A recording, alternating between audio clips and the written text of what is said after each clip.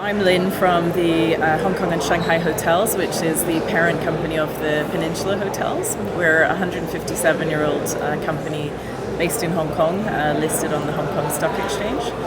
And so the news from Peninsula this year has been the opening of our two new hotels, one in Istanbul in February and one in London. We've had the soft opening of the Peninsula London in September. And that was a project that it took 30 years to find that location in London, so we're very excited that that's finally open. We're an owner-operator and a long-term investor, so we like to take our time to find the right location for a Peninsula hotel. Wow, that's fantastic. Tell us a little bit about London. So the Peninsula London, we started looking for a location over 30 years ago, and finally about 10 years ago signed a deal with Grosvenor.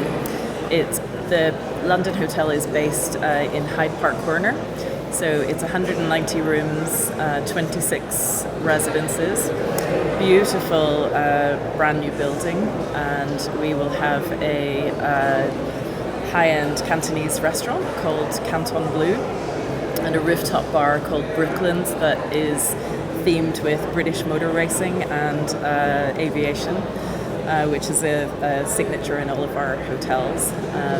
But we're very excited that that's finally open. That sounds fantastic. I'm going to have to go and check it out. So here we are at World Travel and Tourism Council's Global Summit in Rwanda. Give us some of your reflections. So I'm so excited to be here in Rwanda. It's my first time coming to Africa, actually. Our hotels are based in the US, Europe, and Asia. So we don't have any operations here in Africa, but it was a great opportunity to come to the WTTC Summit. I have not been able to come to a summit since the one in Seville in 2019. Because Hong Kong had closed its borders. So it's so amazing to be here. The reaction when I said I was coming to Rwanda was overwhelmingly, wow, why are you going there? Since I came here, I had a tour with a local company called Shalom Safaris, who really take you into the local culture. So the tours that we did were visiting a women's centre. We had lunch in a local person's house.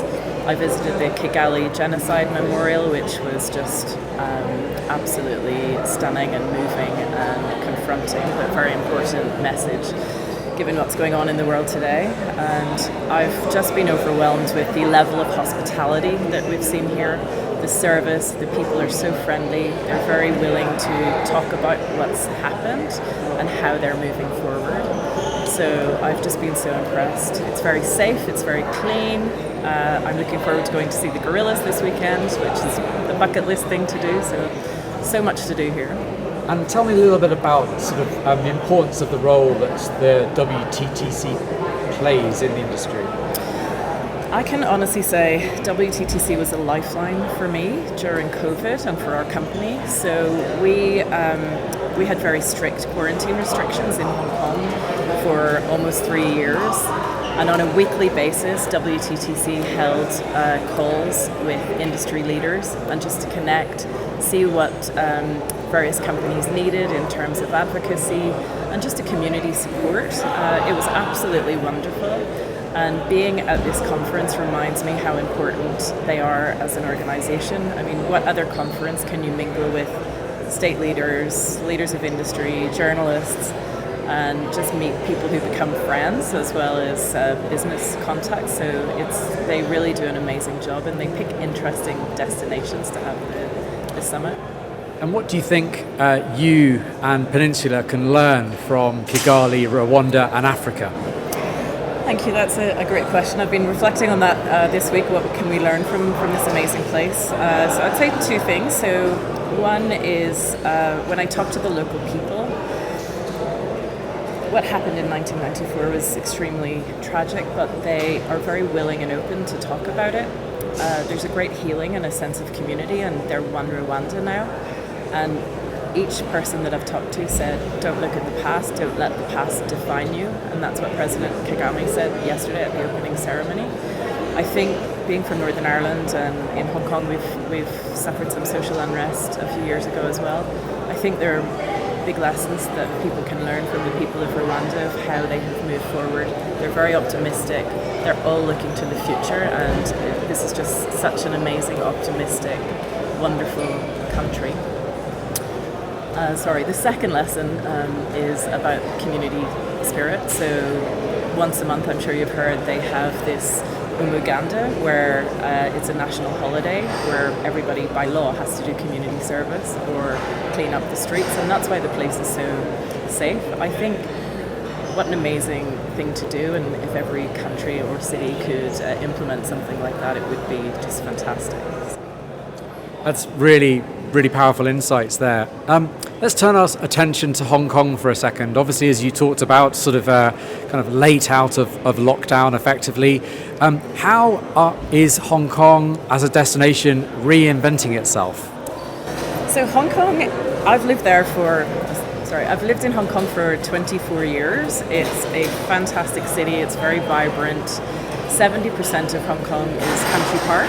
It's got beautiful beaches. I think people know it as a city destination, and they wouldn't think to come and visit for hiking, for beaches. Ecotourism is developing there. Tourism has not quite fully recovered yet to pre-COVID levels, and I feel that maybe there's a misunderstanding because of the strict quarantine restrictions that it's not quite open. Hong Kong is fully open for business. Business travelers are starting to come back, but leisure travelers from the US and the UK are not yet coming back, and Japan as well. Everybody's heading to Europe. So I'd like to welcome everybody to come back to Hong Kong. It's an amazing destination. It's very exciting.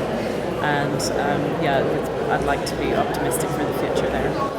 Thank you. And tell me a little bit about how Peninsula approaches development of its people. Such a critical part of the hospitality sector. So we place, everybody says, people are our assets, but actually at Peninsula, I've worked for them for 10 years. They are incredible at looking after their people. So we have development programs. For example, in London, we knew that we were opening this hotel. We had COVID. 3 years ago, we sent a team to London to start training the staff there. It's very important for us that we keep the Peninsula DNA. So we send a team of ambassadors to London, and 3 years in advance, just to make sure that people understand the level of service that is required. And then when we open, we're ready to go. Even though it's still a soft opening phase, not all the rooms are ready, but our people are trained by long-term employees. So, again, during COVID, they looked after us. We had Zoom calls with people around the world. Those in quarantine were sent care packages. It feels like a family. And the skills of today and the skills of tomorrow, obviously the world's moving. What in your view do you see as being the essential sort of curricula for kind of hospitality in the 21st century? I think you have to have a passion for it. So the service industry isn't for everybody, and we do have a labour shortage at the moment. And that's worldwide. We're really finding it hard to find people who want to come back into the industry, because a lot of people left during COVID. But what is wonderful about this industry is that you can travel, you can have fun, you can have parties. It's quite a glamorous lifestyle, and I think a passion for serving other people and just being able to understand what tourism brings to the economy is important. And lastly, it's been a key theme here at the summit. Tell me a little bit about your strategy when it comes to sustainability. So we have a sustainability strategy called Vision 2030. And that is separated into 3 pillars. So we look at our people, so how do we develop and empower our people? We look at the communities in which we operate, so we're volunteering, we're working with local charities, and then we look at the guest experience. So the guest experience includes building the hotel sustainably, so according to sustainable standards like BREEAM, but it also involves looking at the supply chain, so high-risk items like coffee, tea, chocolate, sustainable seafood. We were actually the first hotel in Asia to ban shark fin, which was a big component of banquets.